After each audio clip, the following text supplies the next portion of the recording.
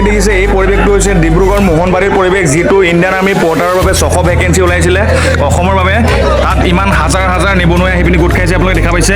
অসম চৰকাৰে বা ভাৰত চৰকাৰে এইটো চকু দিয়া উচিত যে অসমৰ বা ভাৰতত কিমান নিবনুৱাৰ সংখ্যা বাঢ়ি গৈছে দিনক দিনে। অসমৰ ল'ৰা ছোৱালীয়ে মানে অৱস্থা বেয়া, তাৰ ভিতৰতে আকৌ ইউ পি, বিহাৰ, ঝাৰখণ্ড, উৰিষ্যা এইবিলাকৰ পৰা ল'ৰা ছোৱালীবিলাক আহি গৈছে। সেইকাৰণে সিহঁতক পিছত পঠাই থকা হৈছে সকলোৱে। আউটচাইডাৰ চাবত যাওঁ।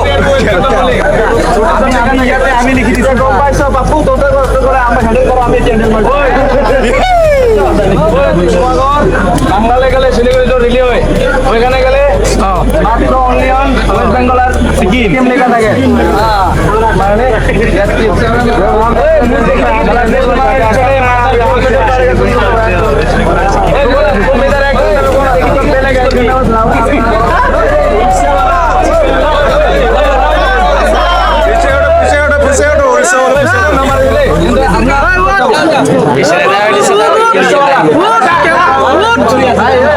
এই নিজে নিজে চাইনার হয়ে গেছে পিছত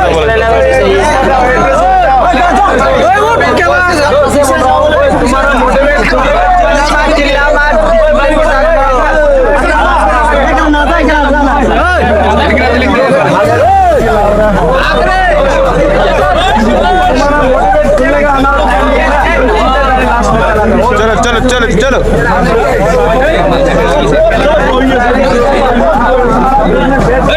সিস্টেম হবে মামাই জানিব আমি জানিব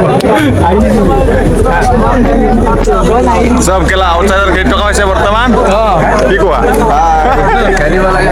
খেলিব লাগে অসমৰ কিটা পনা বাহিৰ পৰা আহিছে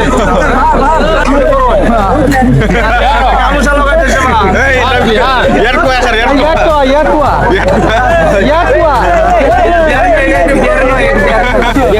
বিহাৰী সকলৰ দেউতাই তো সব বিহাৰীৰ দেউতাই জয় জুবিন্দা